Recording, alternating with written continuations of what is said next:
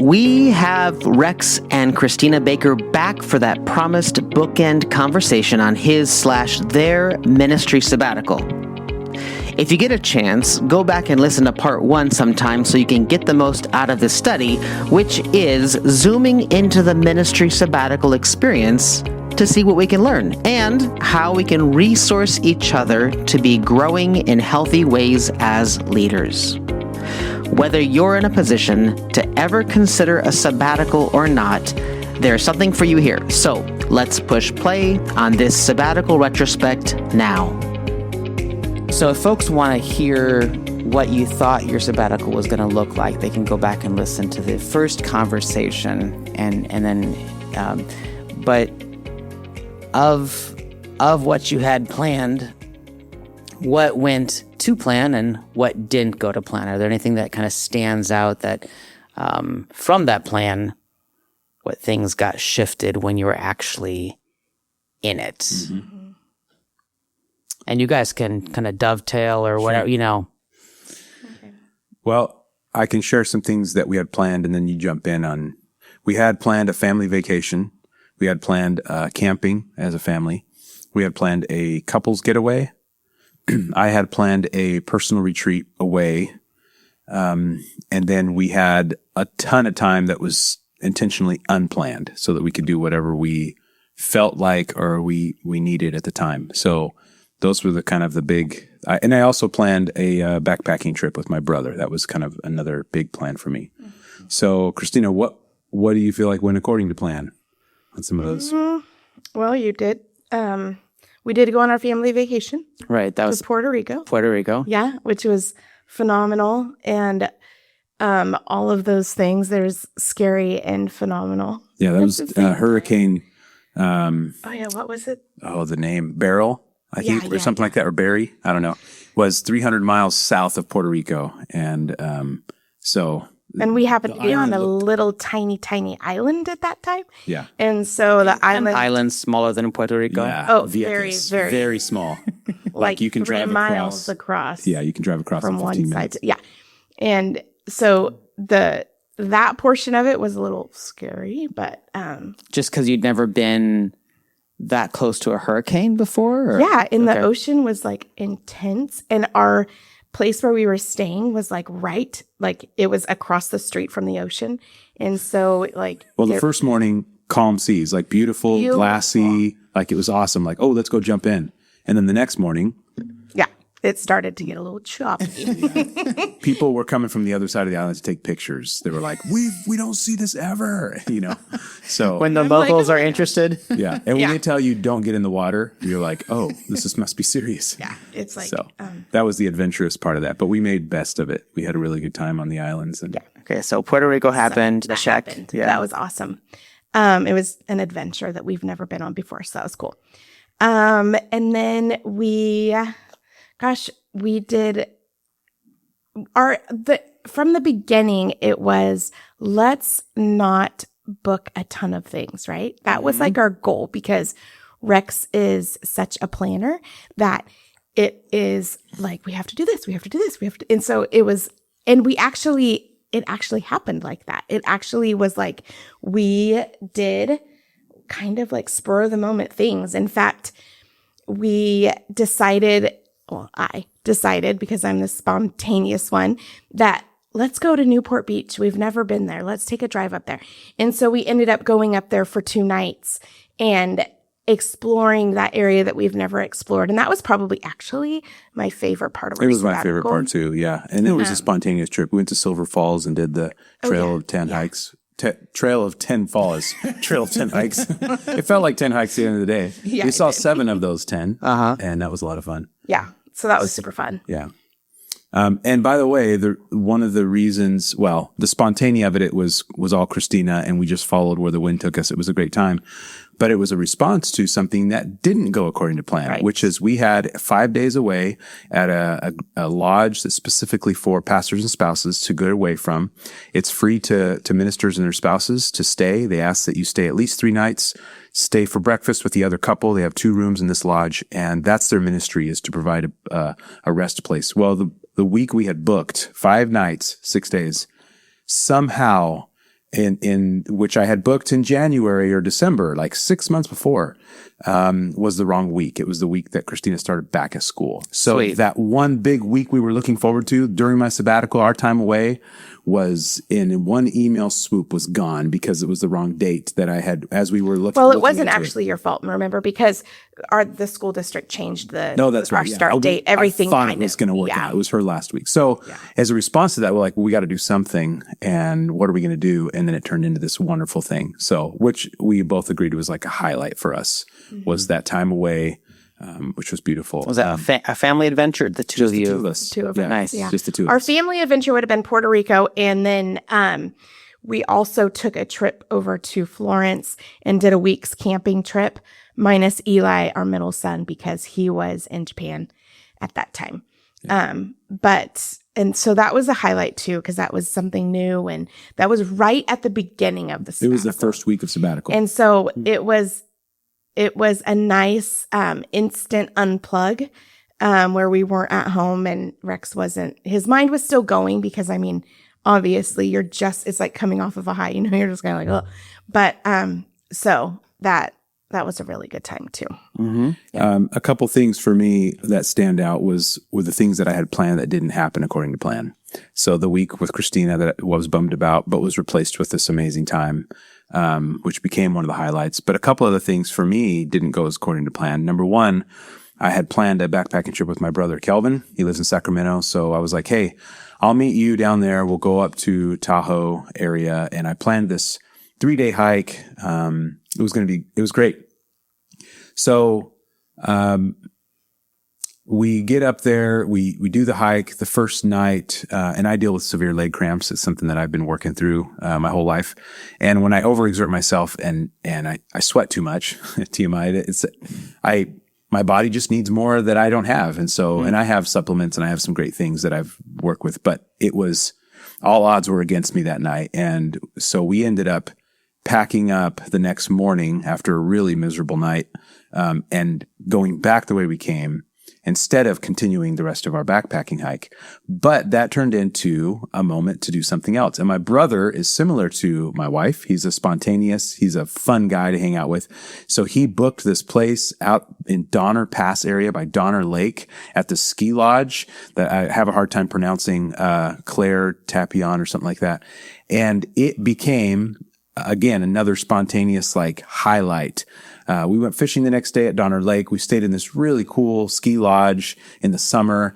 We played games. We still ate our backpacking food and enjoyed all that. It was a wonderful time that was unplanned, but it was like, we're going to pivot. What are we going to do now? And it became just a wonderful time.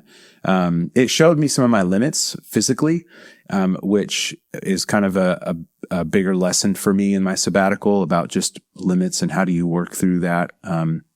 But that was a really interesting time. The other thing that was planned but didn't go according to plan was a personal retreat that I had at Mount Abbey. It's a monastery up near Salem, Portland area. And that was going to be at the end, right? That was kind of the picture perfect wrap up, right? It was it was right at the end. I had a few weeks left and I had this scheduled. And again, way before sabbatical started. And I think I had 4 days I was going to spend up there. And after night 1, I was like, I don't want to be here anymore. Nothing to get, the place was amazing. I'd recommend it to anybody who's needing a personal retreat.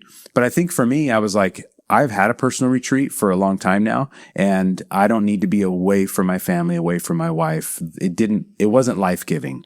I had a lot of material that I was using from some sabbatical coaching material that I worked through, some Lectio Divina, wonderful content. In fact, God used that content in the short period of time I was there, but I just didn't want to be there. I want to be there by myself. There's other people that to talk with and meet. It was great. But I was like, I'm going home early. So I did. I packed up and I went home early and came home. And immediately when I came home, I was like, this is where I want to be right now. Yeah. And I think it was because I had just an extended time already of being in the Word, of being listening and in prayer, that I just didn't need to be away like that at that point, at least. There might be another time where that might be appropriate for me. But so that didn't go according to plan. But it was still it was still a decent time for me in that time, but a beautiful place. I recommend it. I never thought about, in that story, because one of the themes was you're very much a planner, and you wanted to try to not plan, and you want to try to let some spontaneity lead, both by leaving an open schedule and by partnering with your, like Kristina in your life and seeing what that's like, That's kind of a spontaneous thing I don't know, for you, does that seem like does Rex do that? Does Rex go to a thing that he planned and then bug out early? Like, is that normal? No, it's not. And that was, she can answer that one too. Because usually, I'm going to stick it out and I already planned this and I'm going to, Yeah. And part of that was I was disappointed in myself to a degree because I'm like, why can't I do this? Right. And so, again, like the backpacking, why can't I finish this? So there's some interesting things in my sabbatical that were surprises to me that I had to listen to myself on, right? I had to be like, this is a limit for you. Listen to yourself. And it's okay if you don't finish this. Because who's holding you to this? Nobody but myself. Mm-hmm. So it was really listening to myself and saying, this isn't good for me right now. Not necessarily good for me, but this isn't where I need to be. And that's okay. I don't have to finish the book I brought up here, right? I can do that at home, which I did. I don't have to do this right now. And so it was that spontaneously also showed me that I have to listen to myself, my heart, my soul, and not just do what I had planned. Part that can be good, preparation to things can be a very beautiful thing that God can use. But, I think it showed me that I'm okay with disappointing myself, but it doesn't have to be a disappointment. When I got home, I was like, that's okay. So I'm just kind of learning to water on a duck's back, just let it roll off and just keep going and don't beat myself up for it. In that time, at the end of the sabbatical, when he went to that, something that this is totally off question, but something that we kind of both learned and gleaned is that we love each other a lot and we love each other's company a lot. And you, as married couples, especially in a people-y job, right? You sometimes forget, oh yeah, I really do love you a lot. You're fun, you're exciting. But in the midst of life in general, you kind of just go through the motions sometimes. Mm-hmm. And so I think with him being up there, it was wait a second, we're used to being together 24/7, which was something that I was a little bit I don't know about that. That's going to be a lot. But actually, for me, that was my favorite part, is that we grew closer together. And so back to the monastery thing that he was at, I think that was hard. It was hard to be away from each other because it's wait a second, we have fun together. I want to go home and have fun. So anyway, I think that I don't know, right? Maybe? Yeah, or totally. That's just my perspective. No, that's the way I felt too. Yeah. Yeah. So. Something unplanned, to throw this in before we move on. I had a chance to respond to my brother's request down in California. They got a house and he needed new floors put in. And so I have the time off. So I said, I can come do that for a couple days. I thought I'd be gone for 3 days or so. Well, I had to be gone for almost a full week because it was the entire house that needed to be done. And I could not leave that project undone because it would have left it on the shoulders of his father-in-law to finish by himself. And I was like, no, that can't happen. And that was actually life-giving to me, in the sense that I got to work with my hands, right? I got to do something, a project, and I really enjoy those kinds of things. Woodworking and yard work, those are life-giving to me because there's an end result.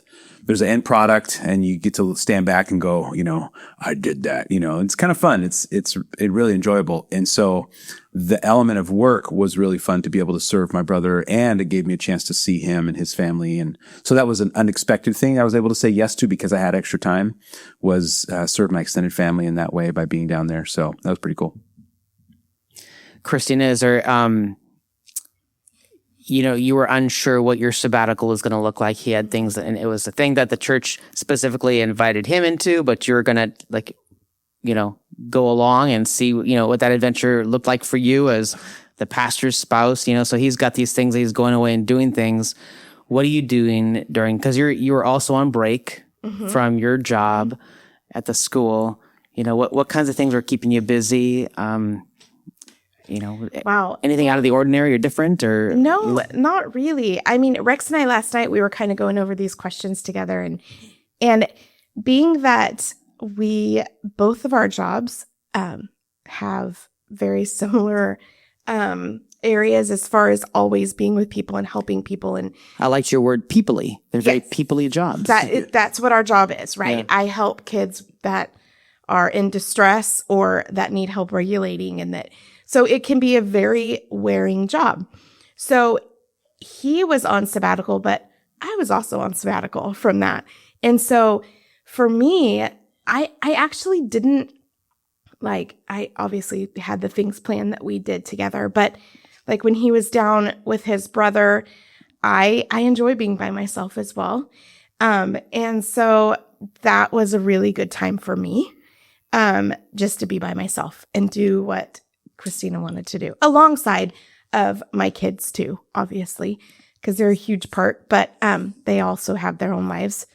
But I kind of just did what I do. Mm-hmm. And, I don't ever have real big expectations. I just kind of do. Yeah. And I think that's pretty much what I did. You kind of thought of, in the last conversation, I don't know, maybe we'll read a book together or watch a TV show together. Or, you guys did a lot of together time. Mm-hmm. Did you find yourselves, did you jump into any of the books that he was reading or did you jump into anything that she was, No. And you know what? When we were talking about this last night, I was like, babe, we didn't do that. We didn't do that at all. We didn't even read a book together or and I'm not a huge TV watcher, so that's not super surprising. Mm-hmm. But, that was something that I actually, when we were talking, I was like, oh, I feel really bad about that. We didn't do that. I don't know why we didn't, but, I don't know. I'll say this about that is that the rhythm of our marriage, I did read several of the chapters of some things I was reading to her. We didn't necessarily go to cover on something, but we interact with each other, whatever God is speaking into our hearts, we will naturally share that. So we don't have, it's not a challenge for us to sit down and say, hey, this is what I'm learning, or this is what's challenging me, or this is what I'm having a hard time with, or this is what I'm excited about. So I don't, for us, we don't normally have content that we need to help work through things. It just kind of comes out in our living together. And so we probably didn't feel a need for that because we naturally would do that. We just share what's going on. And if she has something that she's working through, she'll read a chapter to me or whatever, and I'll read something to her that I'm looking at and reading. And so it's just not the traditional cover to cover, let's go through this together. I think we still share in content together. It just looks different. It's not, we don't have that. And, that works for us. Yeah. And there's probably seasons where we will do something like that because it's what we need and what we want. But that works for us. And I think that was still an enriching time when we did share with each other, even if it wasn't specific content all the way through. Mm-hmm. So, and on the times we did watch TV together, you got a good nap in, right? Because every time the TV goes on, I go to sleep. Yeah. What do you want to watch? She's like, I don't care. I'm like, yeah, you'll be asleep in 10 minutes anyway. So yeah, that's very true. I see the continuation of that theme of resting and, even for you, Rex, interacting with what should you do and then what then what actually happens and how do you feel about that when it doesn't go to plan but the priority of being together and letting the Lord really guide that time and holding your plans loosely, Yeah. I'm curious about as it related to your job, Rex, and there was a conversation about how part of your rest was not knowing everything that was going on, and keeping some distance. And Kristina, your job is not the church as much, and so you still wanted to stay somewhat in the loop of what was going on, and you did not want the wall of silence, but then reflecting on how, what would that look like during the sabbatical, where you want to still stay in touch with folks who are in the congregation because they're your friends and it's their life, and you do want to know about prayer requests and what's going on. But maybe what would that look like if you knew something, then Rex was trying to not know something, or maybe you heard about something, Rex, and then you had to learn how to kind of carry that differently because that's not your thing to pick up right now. I'm curious how that element went. And then in the midst of that too, Rex, you had some guardrails, you had a separate cell phone number. Certain people had that number, like did the red phone ever ring? How did you deal with those situations? Kind of curious. Interact with that component of the sabbatical. Yeah. Well, first of all, I would start with I had an incredible team here at the church, and I think our preparedness for sabbatical and what it was allowed the team to be able to make decisions or respond to situations without needing me. And that was a beautiful thing. And so I didn't really like the red phone. It didn't ring for those purposes. And because I had a great team that was able to handle it, and they knew we had already set up protocols on several things, and they were able to actually walk through those when it happened. And so for me, the gift to myself and to the church was the work ahead of time, was the preparedness for sabbatical, which was more than just preparedness for sabbatical. It actually allowed people to step into areas of leadership and decision making and ministry that maybe was new to them or by themselves. And it was great. All the response I got when I came back was nobody was like, "Oh, I'm so glad you're back." Now every leader I talked to was just like, "Hey, this was okay." And a couple things were like, "And I'll give this back to you now." Sure. But it wasn't that big a deal. So, there was one instance towards the end of the sabbatical that a really close disciple of mine, somebody who had mentored for a couple years, was in a situation that they were like, "Hey, I think Rex needs to be in on this." And Kristina is actually the one that made the decision. She was like, "Hey, I think Rex needs to hear this because I know how much he values and loves this guy." So I was given the information, and I actually followed up with a phone call, and I made the decision to do that. I could have said, "Oh, well, they can handle it. He'll be in touch with certain people." But because of my love for him and where I was at, I didn't feel like I needed to protect myself. So I entered into that conversation and gave what I could give at the time without, going right back into a meeting with him or whatever, or any intervention. But so that was one example. But other than that, it was really.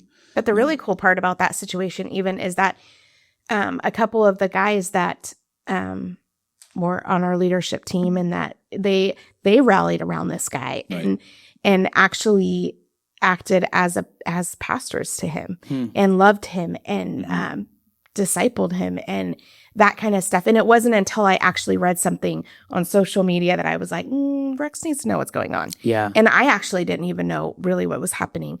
And so anyway, so I think that was really cool because we got those two individuals, the guys actually got to minister to him and walk through the thing that was going on in his life. So yeah, I think that was super cool too. Right. It provided a new opportunity for growth for folks because of it necessitated that, the extra cell phone thing. I went back and forth about it. Like, was it good to have it? The red phone didn't ring. It was a phone that my family had access to. Making reservations, I needed a new phone to just do stuff with. What was nice about us having a second line is the other one was off. My primary line was off. It was not having to filter calls was a nice thing. I didn't have Did you literally, sorry to interrupt, did you literally turn your phone off and leave it off the whole time? Yeah. Did you? I did. Wow. Yeah. There was a couple times where I actually had to access that phone number because I was like, somebody, I don't know if it was my bank or something, was like two-factor authentication or something. Yeah, it was like, I'll text you the notification. I was like, oh, that's on my old number. Yeah. So I had to go into my phone and turn it on. And I use the same cell phone. You can actually add numbers onto one smart cell phone with different carriers, or with your own carrier. You can just add a line. Both numbers are on the same phone. You each had to manage. You toggle off which ones you want on or off. And so I turned my primary one off the entire time. Yeah. And I had this other one still on. And what was freeing for me was I didn't want to have to tell somebody like, hey, I'm sorry you're going through that. Could you call somebody else? Right? Because not everyone understands what a sabbatical is or the boundaries for that. And I didn't want to have to put them or myself in a situation where it seemed like I didn't care or whatever, even though I probably would have managed it well. And I would have had other people around that could have rallied around those people or help with, even if a small thing. It didn't have to be a big tragedy in someone's life or whatever. But that was actually freeing for me to be able to, I had a voicemail on there that said, hey, this is Rex, I'm on sabbatical. And if you leave me a message, I won't get it till September 25th or whatever it was, so same thing with my email. My work email had that, automatic response, and I didn't check that while I was off. So I had those boundaries that I just kept myself disengaged mentally from ministry things. But I also had protocols set up to where I knew that everything would be fine if something happened. So those were probably more for me to be able to unwind and unplug and rest, even more so than it was, for the structure of the boundary itself. So I thought it was great. I recommend it to others, and it really is. It's pretty cost effective to be able to have something like that available to you. And it went great. So yeah. Kristina, how was how did that go for you, being separated from your community and some level, but also, trying to manage what Rex wants out of the sabbatical while also, not isolating yourself. Yeah. Actually, yeah, there was a natural separation. Mm-hmm. And even from people in the church that I was like, oh, I want to know what's going on. And, I think that they kind of did that natural separation too. And, so I think that, I don't know, actually by the middle of our sabbatical, I was like, gosh, I feel like a recluse, right?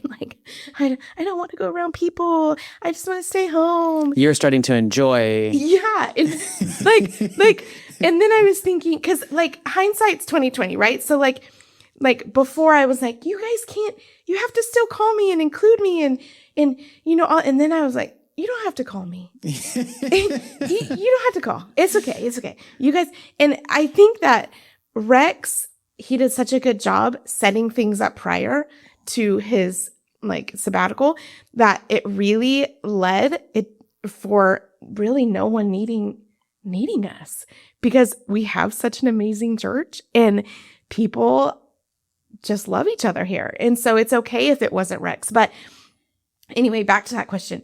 I felt very, it was different than what I thought it would be. Because I thought I would miss, and I did. When coming back, I was like, oh, yes, this is so good. In fact, we went to another Nazarene church in Medford, and when we were there, I was like, oh, look at all these people. This is so fun. And look at, they like each other. And you forget I missed that body. But then when I was removed from it, I was like, oh, it's okay. Yeah. So totally out of character for me. But we were just enjoying our time. Yeah. Like we've never before. So it was just a different season. Because even now, if I think about if we went on another sabbatical or something, it's like, oh, do we really want to do that? But then I think that, in the middle, it would be like, yeah, I want to do this, so.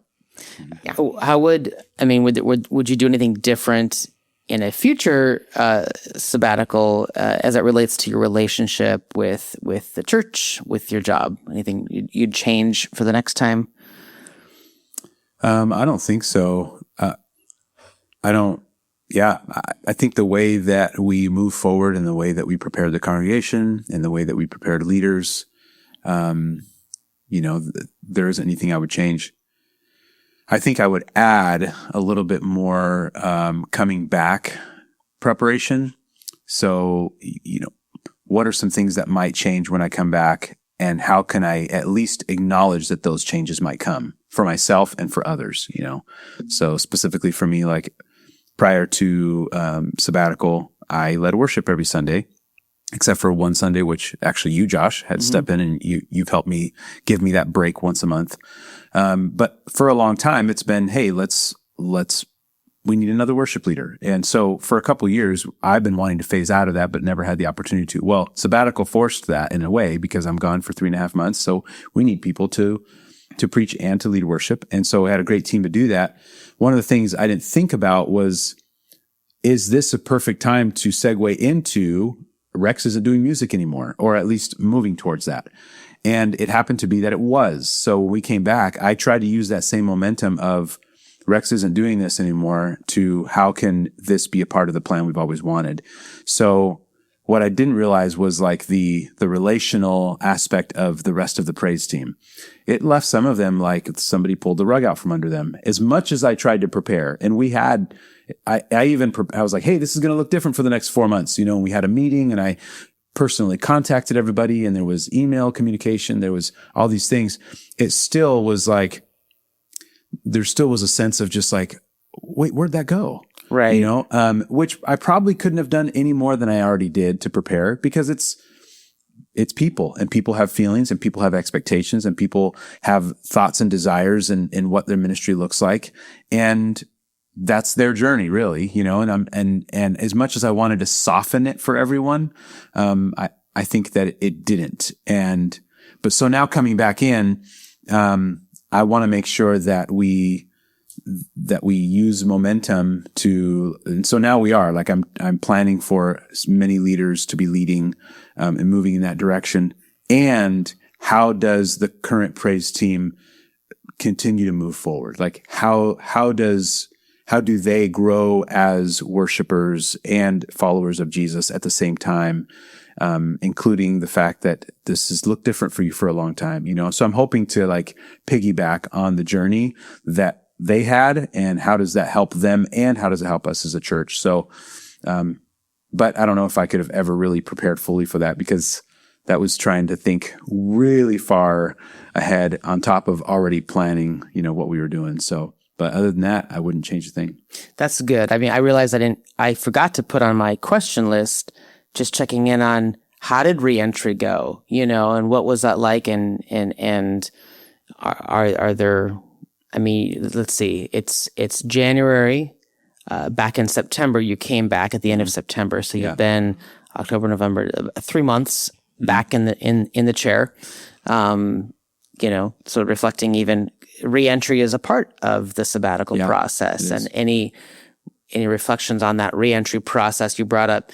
Maybe there could have been a little bit more thought on what reentry would look like before you went on sabbatical, to kind of prep the team for that season as well, that season was going to look and feel different. Any other reflections on the reentry process, and for you, Kristina, as well, like any kind of settling back in, and are things going back to normal? Are things different? How do you feel about things being different? Yeah. So I used a resource from Soul Shepherding. It was sabbatical coaching, and they talk a lot about on-ramp and off-ramp, off-ramp onto your sabbatical and on-ramp back into ministry. And they're very specific about, be careful with that time, guard it, just like you're getting onto the highway, you've got to get up to speed. And so take a couple weeks to do that. So I intentionally didn't preach the first week. I didn't lead worship for the first 4 weeks. And we had a reentry retreat with key leaders and staff and church board a couple weeks after I got back. And those were all pre-planned before I even got back. So that was huge on reentry. And I would definitely recommend that to anybody to do that again. I think what I'm not surprised by, but it's a good reminder, is that when you come back in, like nothing really changes. ministry is there. People have needs. They're there. Things move forward, right? Just because I've had a big break and I'm coming back doesn't mean that anything necessarily changes unless I determine that something that I have control over can change. So a couple of those things for me were just my own personal healthy habits that I need to make sure to stay in place as I come back in, because the demand of ministry, I mean, literally 3 weeks in, and I'm already, I'm already planning a funeral service, a wedding ceremony, helping people through crisis situations. I mean, all within 1 week, like things are happening. Yeah. When we came back, it was, which actually isn't super surprising, because it's just kind of like, when something good happens, I always feel like the enemy is just like, no, this is not going to happen. And not that all of those situations, the enemy's like, get Rex. No, I don't feel that way. But it was very interesting because it was like the second that Rex stepped foot back into his role, it was like attack fire is on. Yeah, it was very challenging. And so for me, having my own personal boundaries to just stay healthy as a person was valuable to me. And those are things that as I'm coming out of sabbatical, I'm like, I need to do this well, because if I don't take care of myself well, then how can I continue to do anything well, right? So I put into practices, my morning time with the Lord, and then afternoon time, I gave that last hour of work, what I realized beforehand, I don't know if I mentioned this before, but the last hour, like in the office, I realized were really hard. I just couldn't get anything done. It was just like I'm spinning my wheels in the mud. It was really difficult. So I decided to give that hour back to myself and be okay with that. Because before I'd be like, I can't give that hour back to myself. I need to keep working. This is what I get paid to do. This is what I'm being called to do. I don't want to let anybody down. I've got to work the full time. But I decided to get rid of that expectation that nobody, by the way, has ever said to me. That was just in my own mind that I had conjured up over the years, and give that hour back. So I went to the gym. I decided around that 3:30 time, 3:30 or 4 o'clock, that I would give that hour back to myself. And I went to the gym. And so before I went home, interestingly enough, is I feel just as productive as I did before. And I am more attentive when I'm home. There's something that happens in my brain and my body and my mind and my soul, that exerting myself in that workout, now coming home, I'm more present, I felt like. And, along with, I slept better, and just that routine that I needed to be able to be a fully functioning minister were things that I value right now higher or more valuable than I ever did before. And I think it's because I realized like the sabbatical was designed for rest, and how beautiful that was for me. How do I keep rhythms going in my life that can keep me balanced and healthy, especially when ministry looks like it's like, what's happening right now? This is going crazy. There's a hurricane coming through, and how do I handle that? Well, that's really ministry, right? I mean, God calls us into spaces, and some weeks are chill and some weeks seem crazy. And I need to make sure that I am, right with the Lord, with myself, so that whatever that week looks like, I can give my best to my family and to whoever it is that God has ministering that week. So that's been something that I've taken away, that as I come back, I want to make sure that I'm always doing and staying in tune with myself. Because when you're on sabbatical, that's what you're doing. You're kind of like checking your pulse the entire time, right? And you're recognizing where you are. And that's one of the big things that sabbatical taught me, was I have limits. And I got to be okay with those limits. I have to be okay with the fact that I'm not as strong as I used to be physically, and that backpacking trip showed me like I have physical limits. And Rex, are you okay with that? Or is this, it rocked my world at first, because I'm just like, no, I don't want this to be my limit. But I have, as I've come back from sabbatical, recognized those limits, and I've learned to be okay with them, or I'm learning to be okay with them. And let those expectations that I put on myself just go by the wayside, and live each day with a plan, but yet open to pivot, as the sabbatical taught me, and that there's probably a lot more beauty in those pivoting moments than there are in the prescribed week that might look like. So That's been a thing that I'm trying to hold on to, that I want to keep in front of me. And actually this interview alone is reminding me about the beauty of what that looks like. Kristi, anything you want to add on reentry or watching Rex go through reentry? I'm also curious, did you ever see Rex at rest? That was one thing that in our previous conversation, you're like, I'm kind of curious haven't seen him just at rest for a while. Yeah. So you get to, okay. No, yeah, I definitely at rest. It was actually, like I said earlier, it reminds you like, oh yeah, you are fun. Right. Like, you are fun. I really like you. Remember when? And so that part of it, I think, was probably my favorite part, is to see Rex in the light that the unstressed, right? And so, and even now I can say that I see Rex on the less stressed. Like, I feel like he's maybe learned how to manage his stress a little bit more, and also going to the gym and doing that kind of thing, I think has been a big positive for him as well, because he doesn't leave the office feeling like bleh, right? And then instantly walking in our door. And then when you walk in the door, at home, you already feel like bleh, So it gives him a chance to, just like any of us, sometimes we have to decompress. And so that I've noticed that's a huge, that's been a really, really good positive thing. Mm-hmm. But yes, as far as Rex resting, yes. And he, even now, I feel like he takes the rest that he needs. And so it's been a teaching moment, I think, for all of us, for both of us. Yeah. And for you, I mean, you had a surprising season of, I'm cool being a hermit. I'm, like, totally. What's that? I mean, was that a new part of yourself you discovered or got to appreciate in a new way? I mean, does any of that come into play? And you're still in a very people-y job. Mm-hmm. I don't know. Any of that kind of ripple into you jumping back into the midst of? I would say to a point, yeah.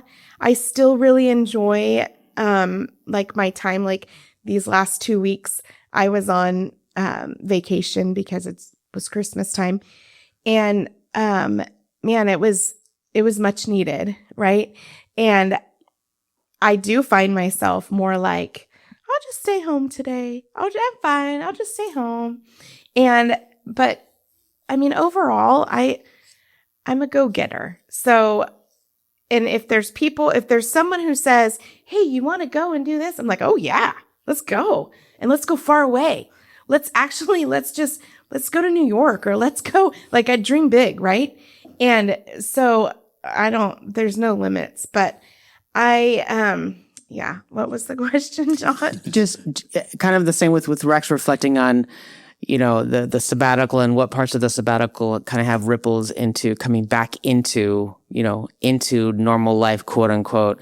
I know for you, the cycle of break during summer and back in is that's normal for you, but it sounded like you discovered some things about yourself and about time with Rex during the sabbatical that maybe were unexpected or precious. And I was just curious how those interact, or is that just like, that's Kristina in that season, and now this is Kristina in this season. I didn't know if you're, I kind of like that, the way that you put that. It's Kristina in that season, in this season. Yeah. Because, I'm very much like that. Mm-hmm. Like, I can be all by myself and be happy, or I could be in a group and be totally happy. Right. So I think that, it was a season. Yeah. It was a season. And, reentry to me was okay. I mean, it was kind of a normal process for you, because being in the education system and as a teacher, you have a sabbatical in the summer. So she was already used to that rhythm of like time off and then back into it. And Kristina's really good about listening to herself and what she needs. So if she needs to be with people, the next thing I know, I'll hear, hey, so-and-so's, they're coming over for a game night. Oh, okay. That's what we're doing tonight. Yeah. She'll put her comfies on and grab a cup of coffee and sit on the couch because that's what she needs. And I learned from Kristina that just listen to yourself and what it is that your soul needs or your body needs, your heart needs, and just do that. Without just go for it. And so she's really good about that. She's been consistent about that. And that's probably why she's like, I don't really know, because she just does what it is that she needs. And it's a great thing. It's really great to have somebody in your life that does that, because I want that often. And watching her gives me the freedom to just be like, yeah, I don't have to do that right now, because this is what I need instead, So, I don't have to explain myself if I kick my feet up instead of do something. And she's just like, yeah, if that's what you need, then go for it. So it's a wonderful thing. Yeah. Any, as we kind of look to land our conversation, and so thinking about anything else kind of post-sabbatical that maybe didn't get to be said, that maybe I didn't ask you, but you kind of wish I'd asked you, or had you given you an opportunity to share something that, and then also if there is, if you're thinking about those other married pastoral couples, whether they're planning a sabbatical, thinking about it, or maybe they're on sabbatical right now and they're thinking about coming back, just any kind of reflections for them, any encouragement for them, so anything get stirred up as I give that prompt. For me, I think one of the reasons why it was such a great success on all fronts, rest and being gone, was just preparedness. I know that doesn't always happen for folks. They may not have the freedom and the liberty to do as much planning as I did. But for me, the planning was also a period of growth, was a period of strengthening some leadership muscles that I don't normally do. Get a chance to exercise. It opened up opportunities. It showed me some new things. So, the preparedness wasn't just so that I can be gone. It was also opening up new opportunities for other people and for myself. And so I would say, lean into that. It was a great thing. There's a lot of great resources out there that can help a pastor who has no clue. You might not be a planner. You might be more of a spontaneous leader and a person. That doesn't mean you can't have a successful sabbatical, and lean on the resources that are out there. That's exactly why they're there. And I also say, don't compare yourself to somebody else's journey of sabbatical. I struggle with that because I read a lot of things about being prepared. So everyone else shares their story of what that looks like. And those I catalog in my brain of this is what a sabbatical should look like. These are the kind of things you should do. And so I battle that myself, which is part of the don't plan too much, where that came from. But it also can spur some ideas for you if you're looking for that. So there's great opportunities out there. There's great resources. I do believe that God blesses and can anoint preparedness, and He can use that personally for us, but also for the church organization that you're with to help lead them. And I would say listen to when you come back. Listen to yourself, but listen to others. What are they saying? What's going on? And that's one of the things I tried hard to do was talk with everybody, listen to what was it for them? What are they going through? Not what are they going through to serve me, but what is it in their life that they need? What is it God's doing in their heart and mind? And we just need to be attentive to that, because the sabbatical isn't just a journey for the pastor and his spouse. It's also a journey for the church and the people you're ministering to. And that is just as valuable as the rest that I got a chance to have. So with the listening to those who are present at, how was the sabbatical for them? Is that kind of what you're saying? Listening to them reflect back on how that time was for them? Because it was, I think for some people it's hard. And I think that as Rex shared with me, just conversations that he had coming back from what people had shared, it was tough. Because, Rex, as a pastor, you're people's permanent help, I guess, right? You're there I don't want to say like you're their rock, but sometimes people think that, right? And does that make sense? Yeah. Yeah. And so when he came back, I mean, there were some people that were just like, kind of like, it kind of rocked their world. And it was like days of meetings and stuff. And Rex would be like, whoa, like exhausted just from the content and hearing them. But it is a challenge for people. That's like, someone you love just being ripped out from you for 3 months. That's hard. That's really difficult. Mm-hmm. So, and the challenge too for in our particular many churches, they have the model of a full-time pastor who that's their full job. That's their job, and so they fill that space with a lot of work and a lot of connections, and so that having people fill in, like it's not possible to fill in for all those things the pastor was doing, and so it's it's gonna feel really, really weird, and for a lot of people, and so whether you're serving and you're like, the people who are serving in your stead, they didn't ask to be a full-time pastor, so they're playing a role that maybe isn't their normal role, and you can only do that for so long and feel okay about that, and then and then the folks who maybe we're all in different stages of life, some people like they're in a stage of life where I need a pastor in my life, and that pastor's not here, and 3 months can make a big difference, so lots of dynamics there. Yeah, it really There's is. two things that I'm reminded of going on sabbatical, coming back. Number one is I am replaceable, right? Like I'm just one guy doing one thing in a small part of the world, and I'm not as a big deal as maybe I think I am, basically, right?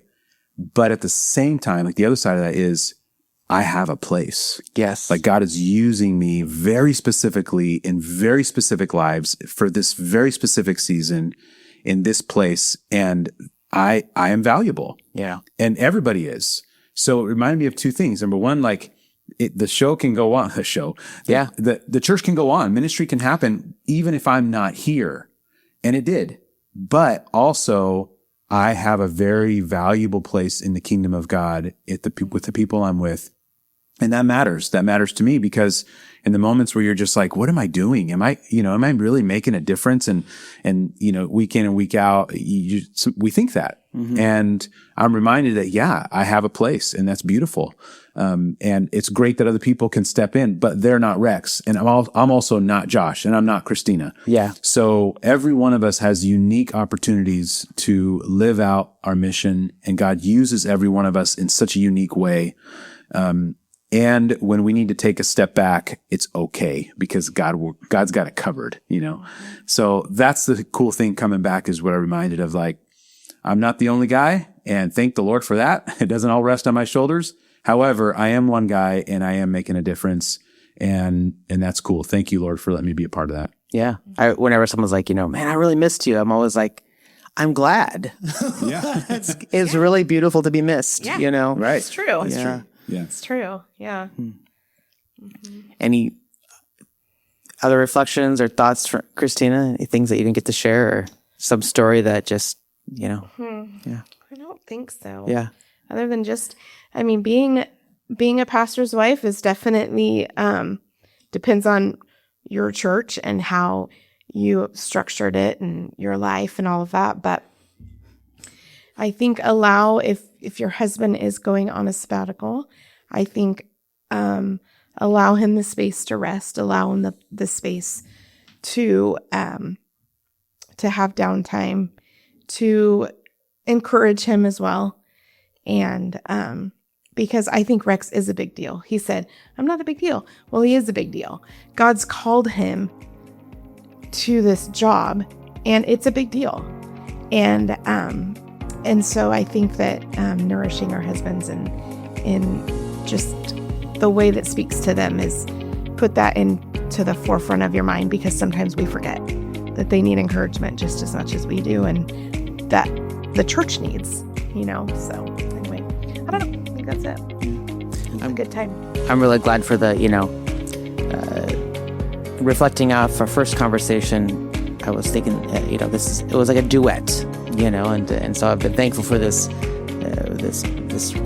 reflection in two voices, and thank you for saying yes to this and doing that work of reflecting, and then also putting words to your reflections for the sake of, not just for this conversation here, but also for the sake of anybody who might get to listen to this in the future. So I appreciate that. Yeah. Cool. All right. Good. Yeah. Thank you, Josh. Appreciate it. Catch you next time. Yeah.